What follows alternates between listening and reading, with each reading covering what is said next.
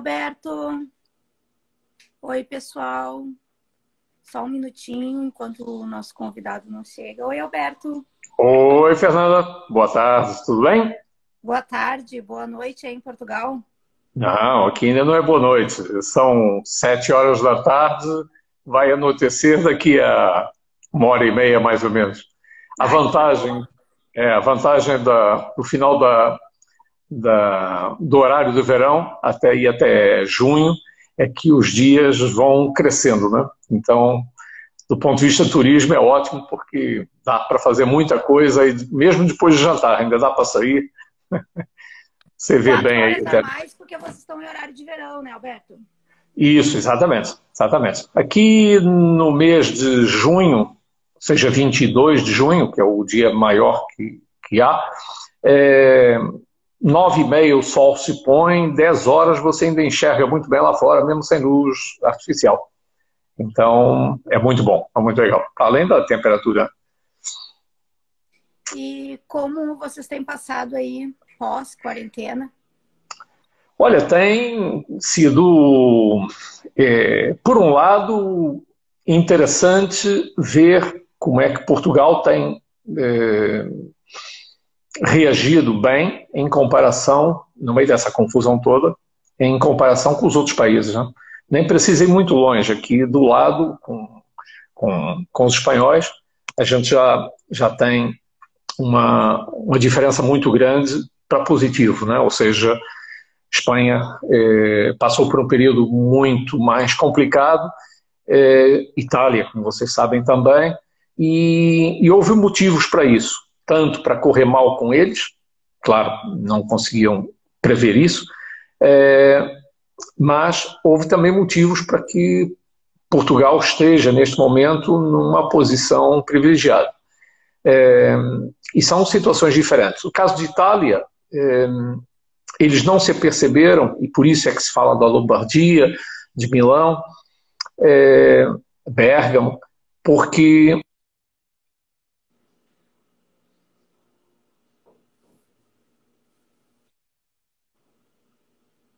Tá cortando o vídeo. mas aqui está tudo bem. Aqui está bem. E quando que vai abrir as fronteiras para receber turismo? Olha, Já tem alguma previsão?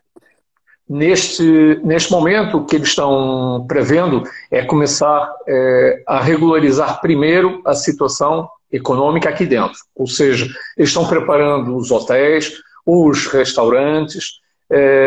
Aliás, nem é preciso o governo, os próprios hoteleiros, os próprios restaurantes, todo mundo, ônibus, enfim, bares, teatros, museus. Os museus, por exemplo, abrem agora, esta semana. Foi necessário haver uma norma, primeiro para saber o que é que deveriam fazer, né? Porque também ninguém sabia, estamos falando de uma coisa que começou há 1 mês e meio, né? Então, até entenderem, até reagirem e agora começarem abrindo, levou algum tempo, e 1 mês e meio nisto é praticamente nada comparado com a gravidade da situação. E Portugal reagiu muito bem. Eles estão, inclusive, até pensando não, já lançaram até, um selo de qualidade sanitária que vai ser dado a cada hotel, a cada restaurante, ou a cada museu, que prove que seguiu um protocolo de segurança sanitária. Então, tal como você tem num hospital, mas na área médica já é normal você ter um protocolo para uma sala de operação, para uma sala de internamento, de pressão negativa, enfim, todos esses cuidados. Não era normal até agora ter isso na área hoteleira, né? E então todos os hotéis estão mexendo, inclusive até no layout das áreas comuns, que é o que tem problema, né? Por exemplo, eles acabaram, pelo menos até haver uma vacina, eles terminaram com o self-service. Então, aquela situação que todo mundo conhece no café da manhã, que você levanta, vai lá buscar o pão que quer, corta, pega a salada de fruta, esqueça. Então, tudo isso vai passar a ser servido, como a gente diz aqui na Europa, à francesa, ou seja, você pede o garçom. Antes, né? Sim. Tem um período que foi assim. É, É que o brasileiro está acostumado com aquele café da manhã exagerado, aquele monte de coisa. Só vai voltar a ser normal. Aqui até nem tem a ver com a quantidade. Ou seja, se você quiser mais 3 pães, o garçom traz. O que vai mudar é que antigamente você levava, você cortava, pegava com a mão, com a pinça. Hoje não vai ser mais possível. Então, você pede mais salada de fruta e ele traz. Não tem problema. Quanto aos museus e a entrada de grupos, por exemplo, nós dois trabalhamos com os grupos. Acho que eles vai ser agendamento, vai ser obrigatório distanciamento social. No caso dos museus e dos espetáculos, enfim, eles vão diminuir dependendo do museu, né, e do espaço que exista. Quanto maior o Museu dos Coches, por exemplo, é gigantesco, naturalmente podem estar lá, tal como acontece agora com os supermercados, podem estar mais pessoas. Um supermercado menor entra menos gente, só isso. Um comércio pequeno, do outro dia eu fui comprar umas mudas de morango e tinha um cartaz na porta, colocado pelo próprio dono do negócio, dizendo que só pode entrar 2 clientes de cada vez. Claro, aquilo era muito pequeno. E por que 2? Porque os balcões faziam um ângulo reto um com o outro. Então, um cara estava atendendo aqui, outro ali. Então, esse vai ser o procedimento. Ou seja, para responder à sua pergunta, nós vamos ter condições diferentes em cada um dos museus, em cada um dos palácios, para poder entrar um número restrito de pessoas. A mesma coisa nos ônibus. Os ônibus e os trens e metrô estão agora restritos a 2/3 do número de pessoas que estão previstas em cada um. Então vamos distanciar mais. Uma das coisas que a gente no Ocidente não estava habituado, e os orientais, como nós vemos, sempre estiveram, e por isso eles têm uma situação privilegiada em Macau, Hong Kong e tudo mais, Coreia do Sul. Coreia do Sul, para vocês terem uma ideia, completou anteontem, ou seja, hoje completa 74 dias, anteontem tinha completado 72 dias, sem nenhum caso. Nenhum caso. Então, por quê? Porque eles usam máscara, e aquela história, devo usar máscara, não devo usar máscara, lá não tem essa situação, porque eles já passaram por tanta coisa, que para eles aquilo que para nós é normal, para nós é anormal, para eles é normal. Usa máscara sim. É óbvio que 2 pessoas com máscara se protegem mais do que apenas uma com máscara. Não precisa ser cientista da NASA para perceber isso. Então, o que foi bonito aqui... Deixa eu te apresentar, Alberto. A gente já está com bastante gente na nossa live. Perfeito. Eu vou te apresentar primeiro. Eu sou a Fernanda, eu acompanho os grupos da TripNet.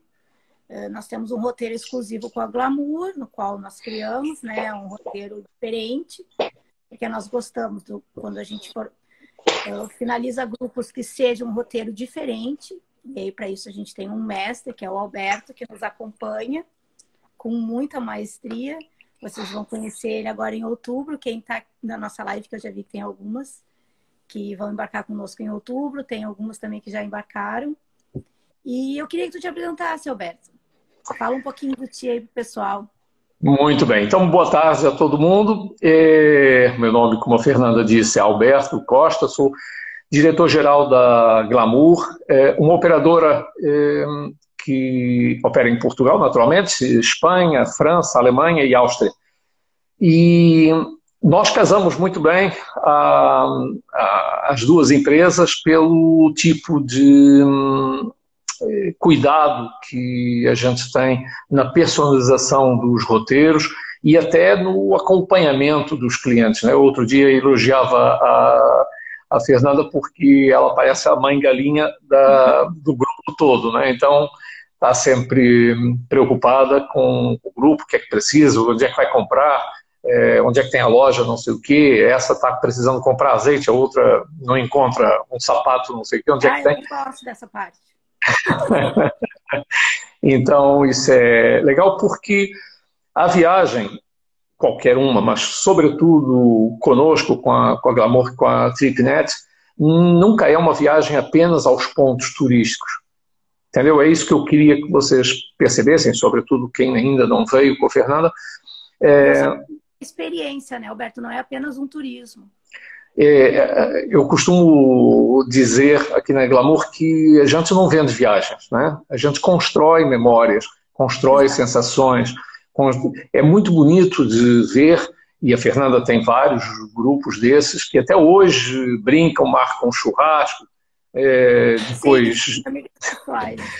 depois ficam me criando inveja, porque... Fazendo chamada de vídeo do churrasco. Exatamente. Mas é bonito de ver que o grupo, por exemplo, grande, pequeno, não importa, ele se une, mesmo morando em cidades diferentes, trocam informações, ficam trocando mensagens, fotos, e isso é bonito de ver. E é quando nós nos sentimos realizados profissional e pessoalmente, porque a pessoa, hoje em dia, claro, pode fazer vários tipos de viagem e com vários operadores, mas nós sempre apostamos, tanto a TripNet quanto a Glamour, sempre apostamos num acompanhamento, numa viagem de sensações, de emoções. A Fernanda sabe que nós, e quem já veio conosco, sabe que nós temos um roteiro para cumprir, mas temos dois pré-requisitos, duas características horizontais. É que, primeiro, nunca revelamos tudo, né? A pessoa sabe que vai ao Algarve. Olha a Maria sabe. Que surpresa. Exatamente. Então, quem já veio... Quem já veio não revela, porque senão estragar a surpresa com o pessoal de outubro, né? Mas, enfim, estava dizendo que essa é uma das coisas interessantes, é você surpreender o cliente. Ele sabe que vai ao Algarve, mas não sabe exatamente o que é que vai ver e o que é que vai acontecer, né? Então, isso é uma das coisas interessantes. Hoje, inclusive, eu estaria no nosso último dia de roteiro aí contigo, né, Alberto? Exatamente. Coronavírus. Estaríamos em Aveiro. Nós estamos em Aveiro. Para retornar para o Brasil amanhã. Exatamente. E estaríamos em Aveiro. Está excelente. Abril, mais ou menos, ter uma ideia. Está excelente. Ontem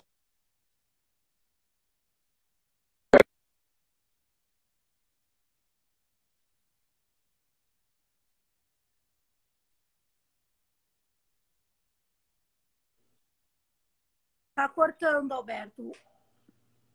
Ver ou cair. É aí que você está travando.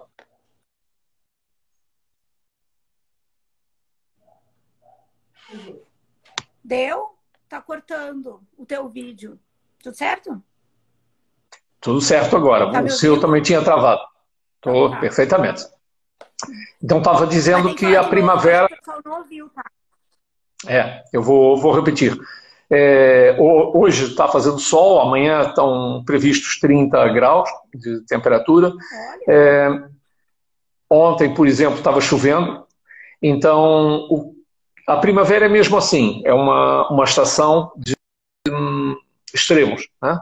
E então as pessoas também têm que vir um pouquinho preparadas para isso. Por outro lado, a primavera é ótima porque você pega tudo florido, a temperatura é excelente, você vê que eu estou de meia manga, né? E mesmo que à noite esfrie um pouquinho, mas durante o dia está tudo bem. E a gente também não vai andar passeando à noite, a não ser que vá para um show ou para um jantar como a gente já tem, né? Então, estava dizendo que uma das coisas horizontais é exatamente essa, da surpresa em cada uma das localidades, em cada uma das cidades, e isso é interessante de fazer com que as pessoas memorizem.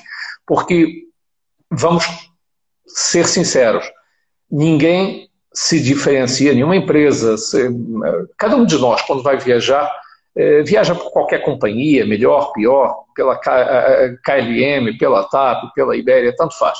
Não é por aí. aquilo que marca a nossa viagem, aquela viagem que a gente nunca mais esquece, tanto nos aspectos positivos quanto nos negativos, é o serviço que a agência nos presta no destino, né? Então, é por isso que a Fernanda tem todo esse carinho de acompanhar vocês, desde que vocês saem quase de casa, até que vocês regressem, exatamente por isso. É esse diferencial, né? E não propriamente a viagem aérea. O que importa é o destino, né? Bom, e portanto, já me apresentei. Hoje nós vamos falar de Sintra. Só recapitulando que nós, nesta série de lives que vamos fazer todo final de semana, nós estamos falando do roteiro que a Fernanda tem 2, 3 vezes por ano a Portugal. Ordem de cidades. Exatamente. Então, semana que vem, no caso, vai ser Algarve. Isso. Nossa terceira parada, nossa terceira live. Exatamente. Final de semana passado foi sobre Lisboa, claro, e os arredores. E hoje nós vamos falar sobre Sintra, Cascais, Estoril e a costa do Estoril até Lisboa. Vamos fechar depois em Lisboa por uma das rotas que eu acho mais bonitas da Europa. Nós consideramos aqui a Côte d'Azur, aqui a Riviera Portuguesa, né?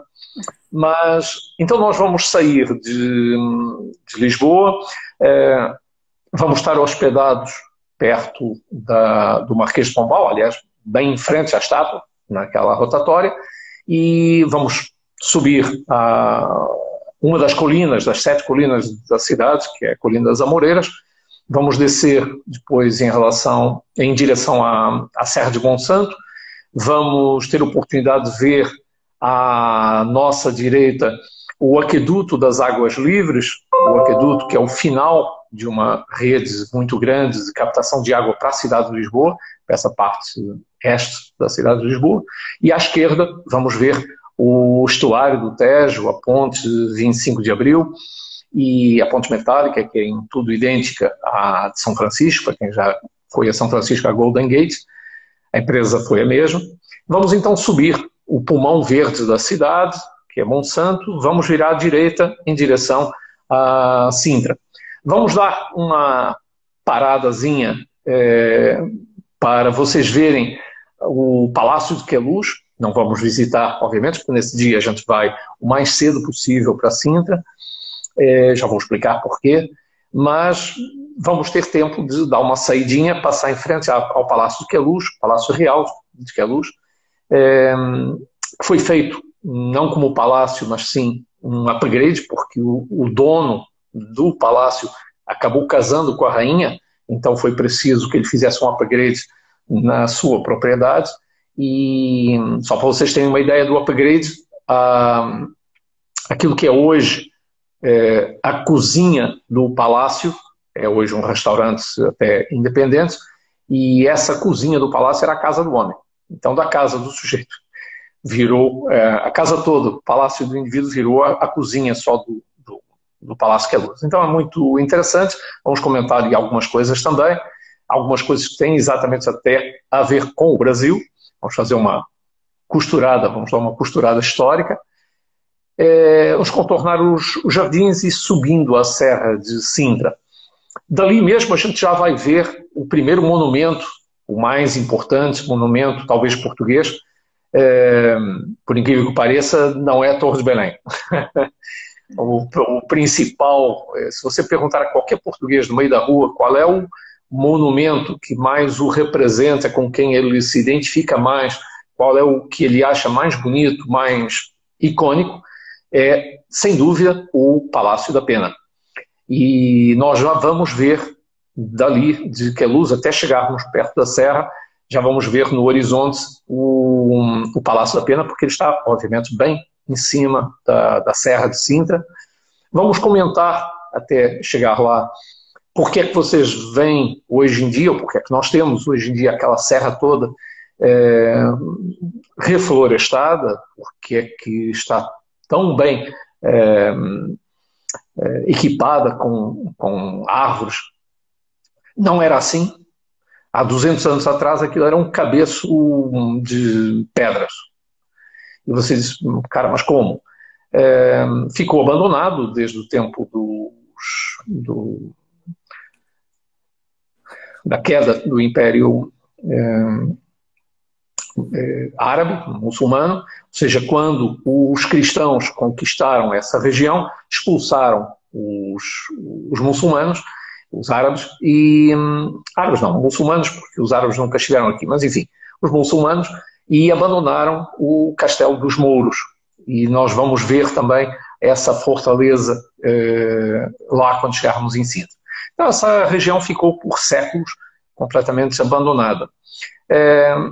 Há um belo dia que o rei Dom Manuel, o rei que reinava, que governava Portugal na época dos descobrimentos, andava à caça, caçando lá por cima, e ele avista, segundo a lenda, avista lá de cima o mar e a frota de Vasco da Gama que estava chegando da Índia e que lhe vinha mostrar que tinha conseguido descobrir o caminho marítimo para a Índia.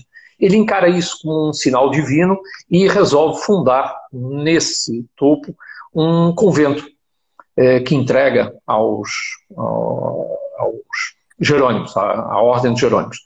Bom, ele desce para o centro de Sintra, era onde passava os verões, a família real, todas as famílias reais passavam os verões em Sintra, porque Sintra tem um clima, claro, primeiro é montanha, mais alto, é um clima agradável. E é ali que ele, no centro de Sintra, nós vamos visitar exatamente o centro, vamos andar pelo centro e vamos ver esse palácio onde o Vasco da Gama veio comunicar ao rei Dom Manuel que realmente tinham conseguido descobrir o caminho marítimo para a Índia, o que fez toda a diferença. A história de Portugal se divide entre antes dos descobrimentos e depois dos descobrimentos. O Brasil, inclusive, né? Então, nós somos parte, e eu digo nós porque, apesar desse sotaque, eu sou carioca, né? Para quem ainda não tinha percebido. Então, vamos subir a serra, vamos então passear dentro das ruas históricas de Sintra, e digo históricas porque aquilo é realmente, cada pedrinha daquelas conta uma história, vai ser interessante, vai ser bonito a gente comentar isso desde os tempos dos mouros, a própria parte real, até chegar a visitarmos o Castelo da Pena, Palácio da Pena.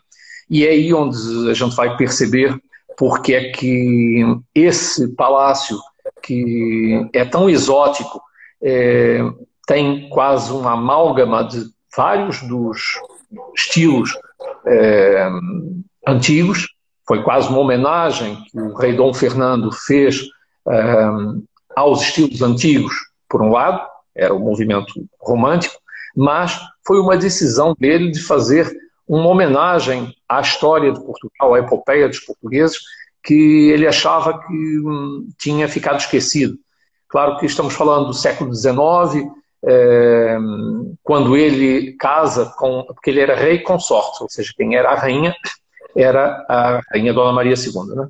E então ele vem do Império Austro-Húngaro, vem com 19 anos, mas um rapaz de 19 anos naquela época não tinha a maturidade que tem hoje um garoto de 19 anos. Era um indivíduo muito bem preparado para ser rei, um grau cultural muitíssimo elevado. Ele já tinha lido tudo que os portugueses tinham feito, tinha lido um livro que tinha circulado pela Europa toda sobre os feitos de Dom Manuel, e quando ele, num dia caçando, lá em cima descobre exatamente esse mosteiro, que entretanto, desde 1500 até século XIX, tinha caído em ruínas, ele acha incrível como é que uma coisa daquela estava em ruína. E ele não só propõe comprar do bolso dele, ele não pediu o dinheiro da coroa portuguesa, do dinheiro dele, comprou a serra, comprou o palácio, o que restava do mosteiro, e resolve fazer duas coisas. ele era um indivíduo muito voltado para as artes, com uma sensibilidade realmente muito grande e com um altruísmo muito grande. Era realmente uma figura única. Talvez nenhum rei de Portugal tenha feito tanto pela cultura de Portugal quanto esse que não era português, era só casado com a rainha de Portugal. E ele então resolve reflorestar toda aquela serra, mandou vir dezenas de milhares de espécies de árvores de todos os cantos do Império Português. O Brasil já era independente, como vocês sabem, nessa época, mas ele mandou, de qualquer maneira, vir muitas dessas árvores do Brasil também, e começou reflorestando tudo isso a tal ponto que hoje o microclima da Serra de Sintra e da cidade de Sintra e das cidades ali à volta mudou por causa dele. E ele resolve, então, fazer duas coisas. Restaurar a glória desse convento e fazer uma ampliação. E ele tem a sensibilidade de pintar, inclusive, o palácio com duas cores. Uma para ficar patente do que é uma reconstrução daquele que ele achava que era um sujeito fantástico, que era rei Dom Manuel, ou seja, um dos descobrimentos, e a outra parte que ele construiu para a sua mulher. Porque vocês sabem que os casamentos reais naquela época eram arranjados, eram contratos, mas curiosamente, apesar de ser exceção, não era a regra, mas eles se apaixonam mutuamente. Ele, na verdade, é um segundo marido dela, porque ela tinha ficado viúva, e como não tinha tido filhos do primeiro marido, era urgente, por questões de sucessão, arranjarem um marido. Arranjam esse cara. Mas eles acabam se apaixonando. Ela tem 17 anos, ele tem 19, para vocês terem uma ideia, e ele constrói tudo aquilo que vocês vão ver em 9 anos. 9 anos. Isso hoje, acho, mesmo com a tecnologia atual, com os equipamentos atuais, com as máquinas atuais, nem que trouxesse pronto. Era difícil. E o indivíduo faz uma obra no alto de uma serra fantástica. Nós vamos, então, visitar isso, a casa que ele fez para a sua amada, que, tragicamente, ela participa da obra, da opinião e tudo mais, mas, tragicamente, ela morre antes da conclusão da obra. É uma coisa curiosa, porque ela morre dando à luz o seu 11º filho. Apesar de ser recomendada, avisada por várias pessoas da corte, escuta, a gente já tem um herdeiro, né? É o primeiro, não precisa... E ela tem uma resposta interessante, a função da rainha é parir, ou seja, gerar novos herdeiros. Bom, ela tem, então, o rei acaba ficando desgostoso, fica viúvo, não quer assumir a parte política, fica durante a menoridade do seu filho, fica com o regente e mais tarde acaba se apaixonando novamente por uma outra senhora que tinha uma coisa curiosa, tinha vindo dos Estados Unidos e ele, por respeito à primeira mulher, ele resolve fazer um segundo palácio. O Palácio de Edla, que fica na mesma propriedade dele, mas bem mais embaixo. Um palácio também muito curioso, se tivermos tempo também vamos lá, e resolve dessa maneira, peita o filho, né, porque entretanto foi a senhora inclusive era divorciada, ela era bailarina, eles se apaixonam numa apresentação que ela fez num teatro, enfim, outra história. Portugal é o país das lendas e das histórias, essa é uma delas. Então, isso para dizer que esse senhor resolve fazer esses dois palácios.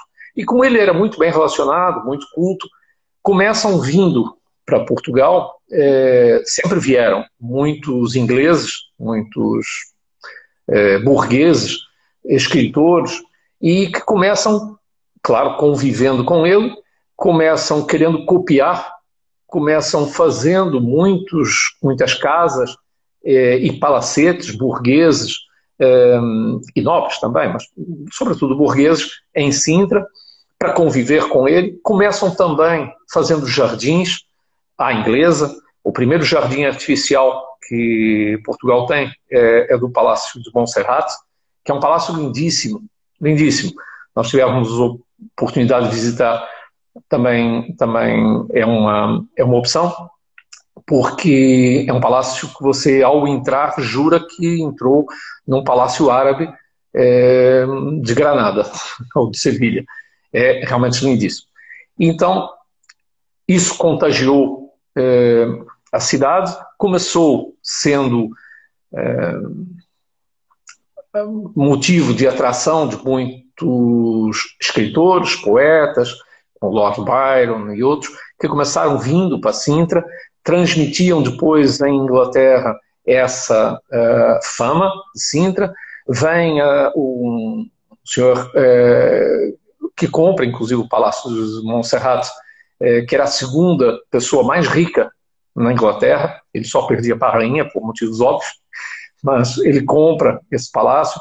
Trocam, inclusive, mensagens e eram visita da casa um do outro. Então, Sintra tem todo esse glamour, para puxar um pouquinho aqui o gancho, de uma cidade, por um lado, muito exótica, também esotérica. E quando eu estou falando de esotérica, porque existe um dos muitos palácios de Sintra, é a Quinta da Regaleira, que é esotérica porque você, na mesma capela, tem símbolos maçônicos, cruz cristã, mosaicos, azulejos, estilo manuelino, que é um estilo rococó típico só de Portugal. Manuelino por causa do Dom Manuel, a gente lá também vai falar sobre isso. E os doces? Obviamente vamos engordar um pouquinho. Aliás, um aviso à navegação, para não perder aqui o rumo de navegação, é que se alguém do grupo está pensando fazer dieta, faz antes ou depois. Porque durante a Fernanda sabe que vai ser impossível, até porque a gente não deixa, né, Fernanda? Depois vem as reclamações do personal trainer e dessa gente toda, mas é gente triste, gente que não devia existir. Alberto, sobre os palácios, vou te interromper um pouquinho. Eu andei vendo alguns roteiros que tinham todos os palácios no mesmo dia. Impossível. Palácio de Queluz, Quinta da Regaleira, é impossível, né? Esquece. Todos esses palácios enormes no mesmo dia. Só se isso aí, mesmo assim, não deixariam. Não. Fernanda, mesmo eu conheço isso, não, todo o respeito, obviamente, pelos meus colegas, mas não. E não estou falando só pelos palácios em si, né? Mesmo que você saísse correndo, que seria ridículo, entrar para uma porta e sair pela outra. Mesmo, não dá para fazer isso. São palácios que você tem um caminho para seguir, o caminho é estreito, tem que respeitar as pessoas que estão na frente. Agora, inclusive, com mais distância, as filas costumam ser grandes aqui, vão ser com hora marcada, é impossível. E depois a distância e o local onde estão. Esse palácio que eu acabei de falar, o Palácio da Pena, fica no topo da colina. Só para chegar lá nós levamos meia hora de ônibus. Do centro de Sintra até lá. Nunca se consegue visitar esse palácio. Mais um. Durante o dia dá para visitar 2. E a gente muitas vezes faz isso. Visita, por exemplo, o Palácio da Pena de manhã, que eu prefiro que cheguemos lá, sejamos até os primeiros a chegar lá, é preferível, porque depois vimos para o centro de Sintra. A gente normalmente almoça ali no centro de Sintra, tem muitas opções. E muitas vezes, em alguns dos roteiros, nós mesmos já tratamos o menu e o restaurante. Então, quando chegamos, já está tudo pronto para a gente comer, o que às vezes é importante do ponto de vista logístico. E depois visitamos outro à tarde e vamos embora. Mas não pensem nunca em fazer mais do que 2 palácios de Sintra, sejam eles quais forem, porque é inviável. É inviável. Eu te mandei, lembra que eu te mandei um roteiro com todos os palácios do mesmo dia? Eu achei absurdo também. Mas eu queria que tu tirasse essa dúvida. Por uma questão ética, obviamente, eu não vou tecer nenhum comentário sobre quem faz esse tipo de roteiros, mas já perceberam nas minhas sobrancelhas que não. Nós, pelo menos, não fazemos. Mas pode ser feito no dia livre, né, Alberto? Que a gente dá essa opção de dia livre justamente para a pessoa que claro. fazer alguma coisa que não está no roteiro. No caso, um segundo palácio, o Palácio da Quinta da Regaleira, por exemplo, tem como, né? Depois dá para fazer, nesse dia livre, dá para fazer mais uma vez 2. Um de manhã e outro à tarde, e almoçar por ali também no centro da cidade, lógico. Aliás, nesse dia livre, quem quiser, tem um trem que sai da estação do Rossio e vai terminar exatamente no centro de Sintra. Então, e é até um passeio bonito de fazer. Então, se a pessoa tiver um dia livre, tiver interesse, por exemplo, em visitar o Palácio de Monserrate, por exemplo, e o Palácio da Regaleira, que fica muito próximo um do outro, ou o Palácio da Vila, que é o do centro, e o Palácio de Monserrate, ou a Regaleira, dá para ir a pé da Regaleira até o centro, é pertinho, e até um passeio bonito de fazer. Aliás, neste momento até só tem essa hipótese, fazermos a pé, porque o circuito está cortado ao trânsito. Mas então estava dizendo que nesse dia livre, claro, aí sim, e a gente se dá as dicas todas, não tem problema. Agora, fazer mais do que 2 no mesmo dia, esqueça, porque é para a pessoa dizer que foi e acabou não indo. Sim. Realmente não foi. E lembra que eu estava no início dizendo que tinha 2 coisas que são transversais, 2 características transversais nos roteiros que a Glamour e a TripNet propõem e que vão propor no futuro, seja em que país for. São 2 características. Uma delas são as surpresas, que eu mencionei também. E a segunda é que os roteiros são para ser feitos com calma. Nós não temos propriamente uma hora marcada. Tira a fotografia da Torre de Belém rápido, porque a gente tem que ir para os Jerônimos, ainda vamos ver o Palácio 5, vamos ver 4 palácios. Esqueça, a gente não vai fazer. A gente esse tipo de turismo. Foi até um dos motivos que a gente fechou muito bem com a Glamour. Porque a gente não gosta daquela corrida de desce do ônibus, chega na frente do monumento, tira uma foto, sobe no ônibus, vai para o outro monumento, tira outra foto. A gente gosta de apresentar Portugal. A gente apresenta mesmo. É tudo feito com calma. E vocês estão vendo que o Alberto é um mestre, né? Ninguém sai do monumento sem saber a história de cabo a rabo, literalmente. Não, é claro que ninguém vem aqui para uma aula de história, mas na nossa, na minha convicção, o que acontece? É absurdo você levar alguém para ver a Torre de Belém e não explicar o que é que a torre está ali. Você olhar para um... Nós me perguntam muito sobre o panorâmico, porque aqui no Brasil tem muito roteiro, que daí eles fazem ali o itinerário e aí tem passeio panorâmico de manhã. Aí que tu passa na frente do monumento, desce, tira foto. Esse passeio panorâmico, que todo mundo me pergunta, nós não temos no roteiro com a Glamour. O roteiro com a Glamour desce e fica. A gente também não gosta muito de apressar as pessoas. Então a gente fica mesmo, né, Alberto? Por exemplo, ali em Belém. Claro que a gente vai tirar a fotografia da Torre de Belém, vamos atravessar os jardins, mas aí atravessamos até a pé, o ônibus depois dá a volta para nos pegar lá junto dos Jerônimos. Vamos entrar na famosa fábrica dos pastéis de Belém. Tem tempo para comer. Eu normalmente até sugiro que a gente almoce lá, porque aí come o pastel de Belém, que é o pastel de nata, né? Como sobremesa, né? Então o pessoal almoça num restaurante qualquer. Ou quando nós organizamos, não marcamos sobremesa para ir exatamente tomar o cafezinho e comer o pastel de Belém lá na fábrica. Mas aí a gente conta porque, enfim, contextualiza. Porque você ir embora, dizer, eu olhei para a Torre Eiffel, tirei fotografia e vim embora, mas você sabe quem foi o Eiffel? Sabe por que construiu? Não fiz a menor ideia. Mas eu estive lá. É outra viagem. É outra viagem.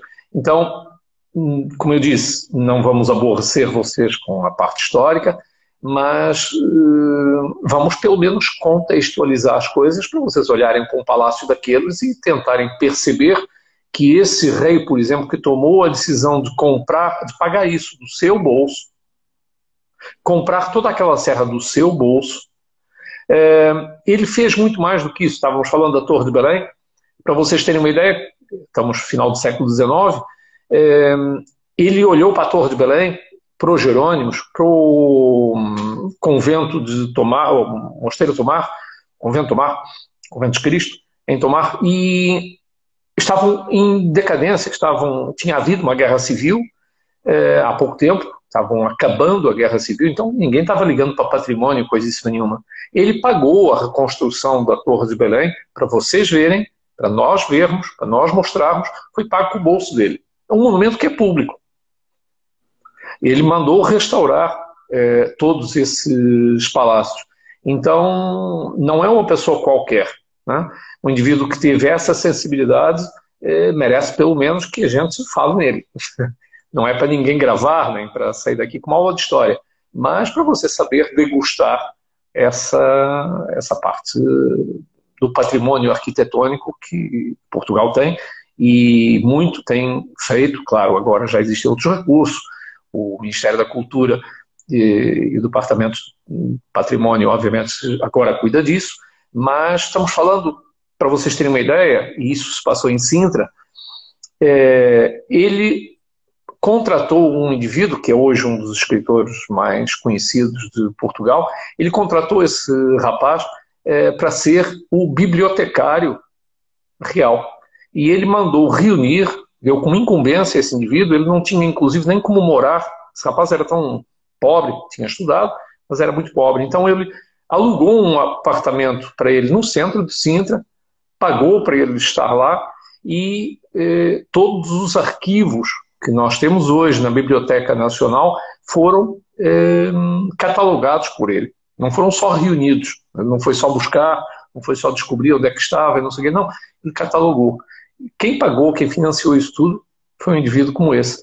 Então, merece, sem dúvida, menção, pelo menos quando a gente for lá, por respeito, digamos, à pessoa que foi, né? Então, vamos descer depois a Serra de Sintra, em direção ao mar. Quando chegarmos à costa, nós vamos visitar as praias que começam na famosa praia do Guincho. É hoje uma das praias do circuito de surf de Portugal e do circuito mundial. Existem em Portugal várias praias, a de Viana do Castelo é uma delas, a famosa de Nazaré é outra, aquelas ondas gigantes, e a de Estoril também. Então, vamos começar ali, fazemos toda a costa até Cascais, vamos dar uma paradinha na famosa Boca do Inferno. Para você, o nome parece meio tétrico, mas isso na verdade são cavernas abertas pelas ondas do mar por baixo da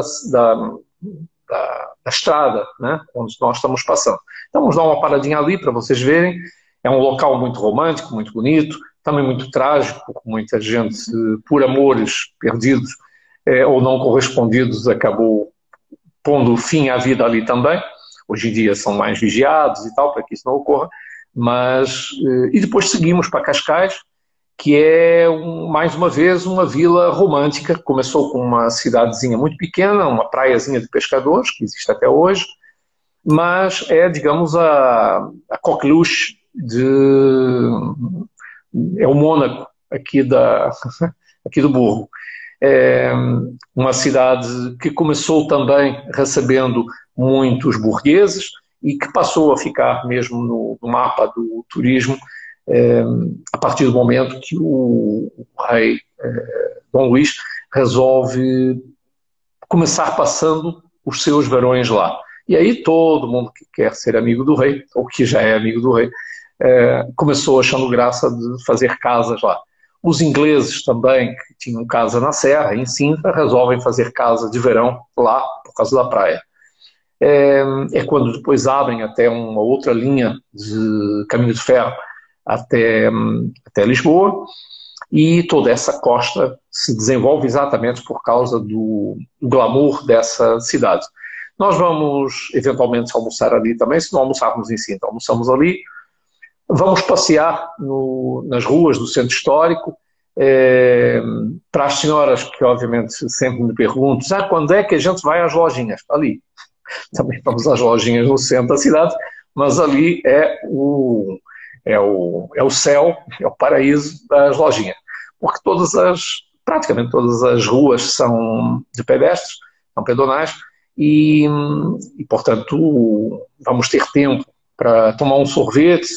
A gente depois vai dar 2 ou 3 indicações de algumas casas ali que têm uns sorvetes muito bons, muito famosos, e vamos dar tempo para o pessoal tirar fotos, vamos visitar também as praçazinhas internas, e ali tem um mercado municipal, como qualquer mercado que vocês conhecem no Brasil, nas cidades de vocês, mas aquele, além de estar muito bem organizado, tem uns painéis de azulejo lindíssimos.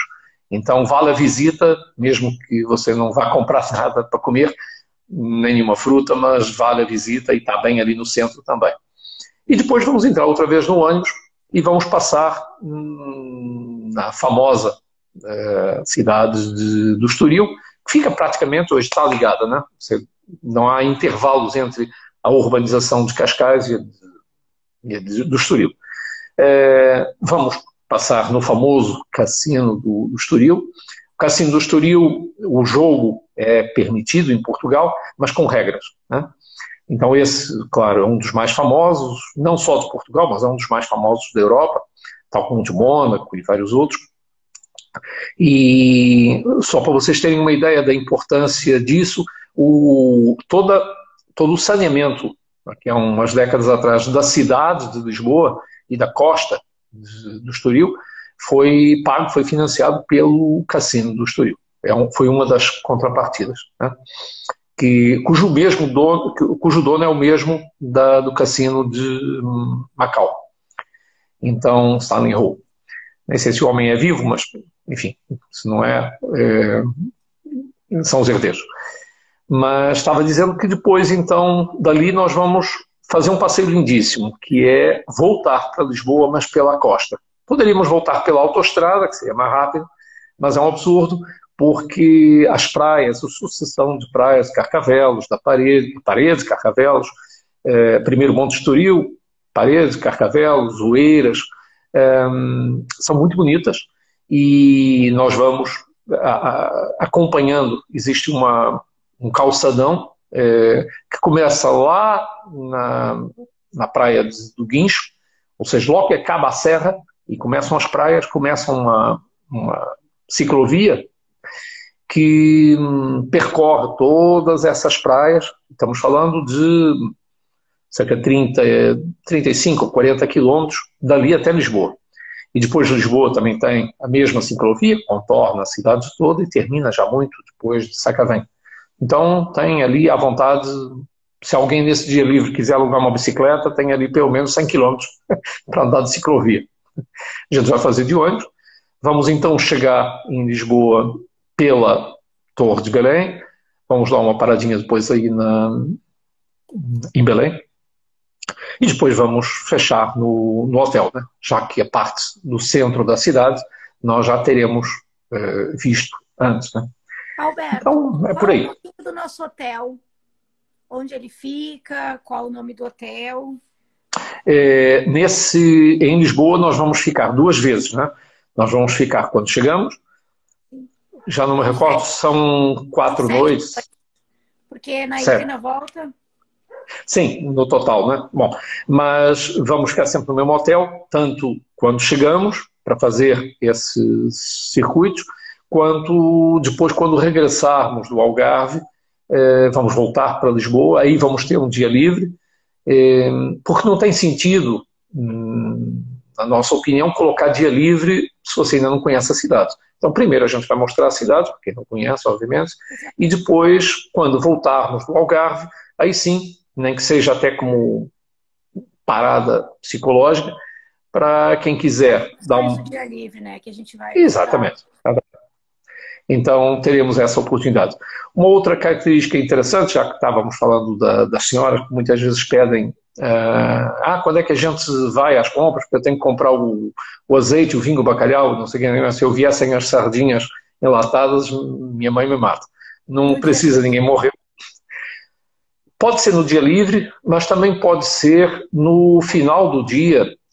Nós, em vez de terminarmos obrigatoriamente no hotel, podemos passar num dos muitos shoppings que existem, até no Colombo, que é o maior shopping do país, e deixar as pessoas ali livres, fazer as compras que quiserem. O maior hipermercado da cidade também está no subsolo, no piso -2 desse shopping.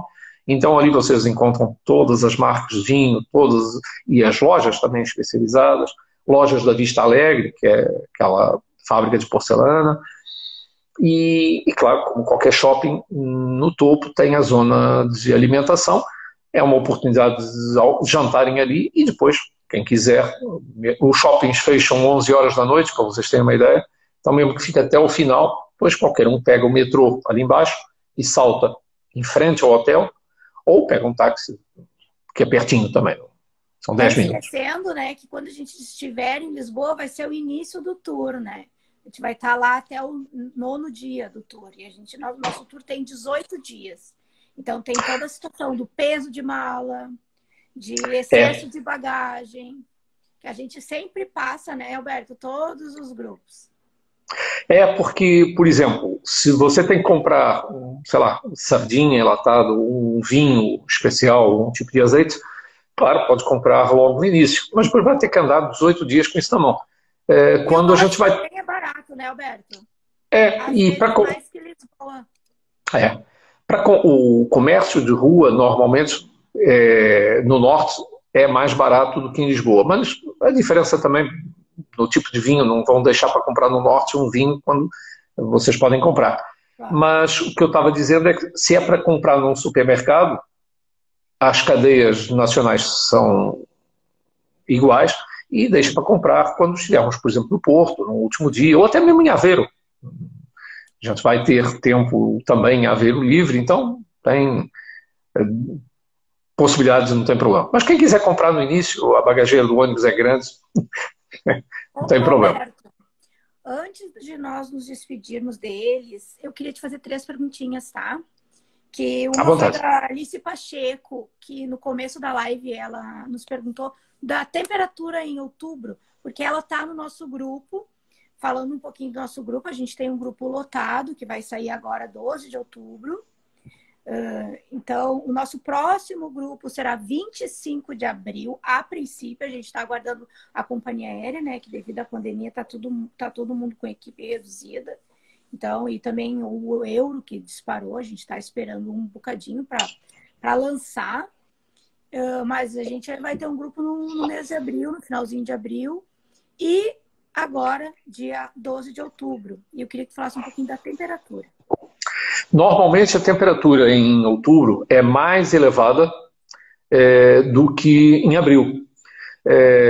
Curiosamente, os verões, isso está acontecendo na Europa toda, os verões, Europa do Sul, os verões, aliás, a Europa toda mesmo, no norte, está vendo isso.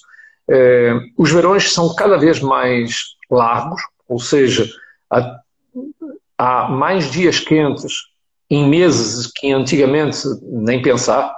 É o caso de outubro. Vocês devem ter ouvido falar há uns 2 anos e meio atrás a grande tragédia que foram os incêndios em Portugal, que devastaram uma quantidade absurda e morreram muitas pessoas cercadas pelo fogo. Isso por quê? Porque foi em outubro, final de outubro, porque não era suposto que já fizesse calor, então todos os bombeiros, defesa civil e tal, que normalmente ficam de prevenção durante o verão, que é muito seco na Europa, já tinham desmobilizado, no final de setembro, tinham desmobilizado e tal, helicópteros tinham sido devolvidos aos países de destino e tal, e houve uma onda de calor, claro, com tudo seco depois do verão, bastou uma primeira faísca e pegou fogo tudo. Então, para responder à sua pergunta, claro que a temperatura exatamente eu não sei, agora se preparem para ter calor, bom tempo em outubro, né? Aqui começa final de até dia 15 de novembro, ainda há esse fenômeno. A partir de dia 15 de novembro a temperatura cai. Para quem é do sul, vocês vão encontrar mais ou menos a mesma, mais ou menos igual, entendeu? Porque a latitude é semelhante, assim como no Rio Grande do Sul existe geada, no interior, aqui também. Tal como vocês têm algumas cidades, às vezes Gramado, tudo mais, que de vez em quando neva, aqui, junto do litoral, não é? Porque o mar serve de almofada, de buffer. Mas nas terras altas, Serras da Estrela, mesmo aqui perto da minha casa, Serra do Gerês, Serra Amarela, fica, obviamente, com neve e para quem gosta, inclusive, é muito interessante. Mas não em novembro. Ou seja, quando estamos aqui falando de muito frio, é o mês de janeiro, fevereiro. A partir do final de março, a temperatura sobe. Eu acho que a gente pode chutar assim de 13 graus o mínimo e 20 o máximo?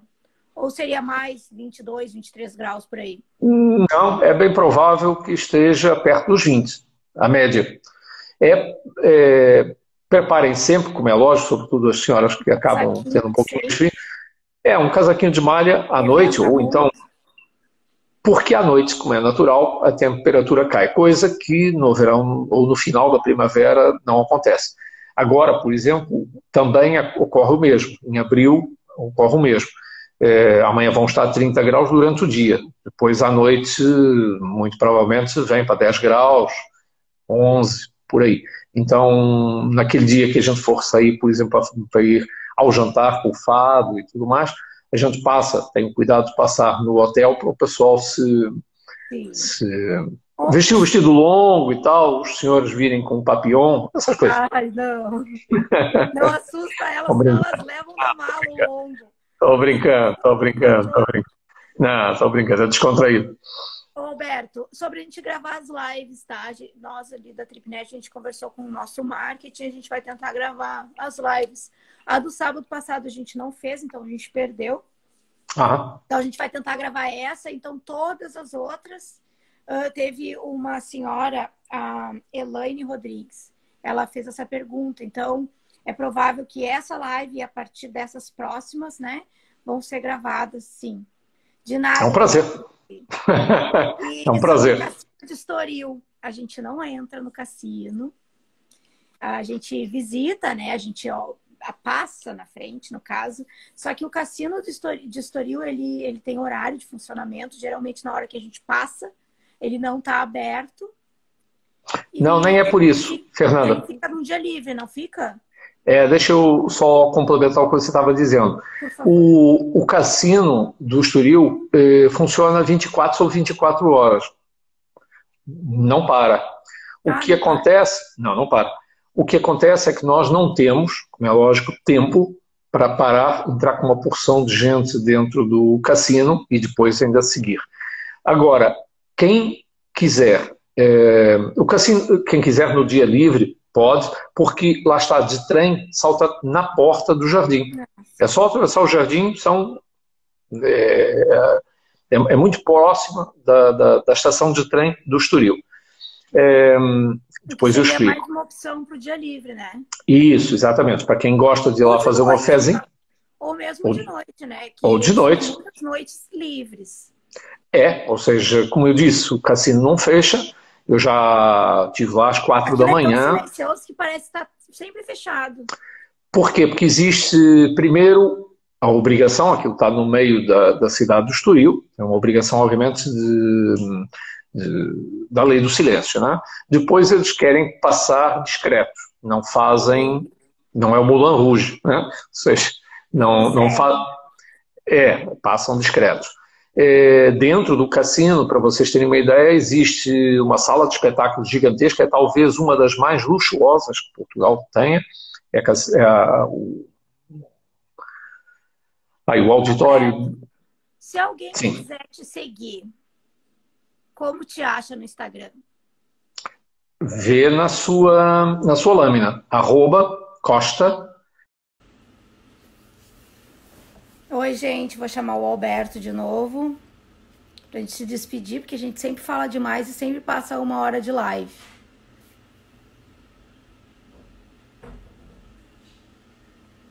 Oi, gente. A gente sempre passa da 1 hora. Eu vou chamar o Alberto de novo pra gente se despedir. Lá pela 5ª live a gente vai ter... Ô, Alberto, deixa eu ver se ele já entrou. Estamos aguardando. Oi? Roberto, tu acha que na 4ª ou na 5ª live a gente vai ter aprendido que ele só tem que falar 1 hora nas lives? Vou colocar aqui um despertador A daqueles. gente desliga na cara das pessoas. Mas o pessoal já vai ficando habituado. Mas, enfim, vamos procurar ser mais sucintos da próxima vez. Lá na 4ª, 5ª lâmina, já que a gente tem live, quer dizer, já que a gente tem várias pela frente, eu acho que a gente vai estar pontual. Isso. Mas estava respondendo a sua questão. Se alguém quiser me seguir, obviamente, no Instagram, é @Costa7535. E se alguém quiser seguir a Glamour? Espera um pouquinho, que nem sei se é 7535 ou 77537. Retificando, @Costa7537. Vou te dar um desconto, Alberto, que tu está famosinho. Não é por isso. Ele é o famosinho do Instagram, já está na 3ª live de hoje. Não, mas o problema é que eu nunca ligo para mim, então nunca sei meu endereço no Instagram. Mas enfim. O nosso Insta é o que vocês seguem, né? É o @TripNetViagens. O meu Insta é o @Febarone, que está disponível se vocês quiserem furungar lá, ver umas fotos, que a gente gosta de fotos, né? Eu espero que vocês tenham gostado, né? Que vocês se sintam à vontade, vocês vejam que vocês estão em ótimas mãos, né? Comigo, com o Alberto. E próximo sábado a gente vai falar de Algarve, né, Alberto? Isso mesmo. No próximo sábado nós vamos sair de Lisboa, vamos atravessar a região do Alentejo até chegar ao Algarve, que é a outra província mais ao sul, que é a parte mais quente de Portugal, aquela que está em frente a Marrocos, e vamos falar um pouquinho do que é que a gente vai ver, das surpresas. Só um pouquinho, né, Alberto? Senão estraga a surpresa. Porque se tem um lugar lindo é o Algarve, gente, sério. Eu sou suspeito porque eu sou daqueles apaixonados por Portugal, né? Então, não tenho local preferido. Como você comparar 1 quilo de banana com 1 quilo de maçãs. Eu como as duas sem problema nenhum. Tá bom? Alberto. Muito obrigado. Por mais um sábado. Pela paciência. Capaz, eu que te agradeço. Pela inteligência, pela aula de história que tu dá, pela cultura que tu transmite. É sempre um prazer falar contigo. Muito obrigado a todas as clientes da TripNet que vão agora em outubro, que elas estavam todas na live, eu vi elas. E até a dona Liane está ali nos dando parabéns, ela vai em abril, que ela não vai poder em outubro. E, então é isso, gente. Bom final de semana, né? Bom restinho de final de semana. E até o próximo sábado. Até sábado. Beijinho. Obrigado. Beijinho. Tchau. Obrigada.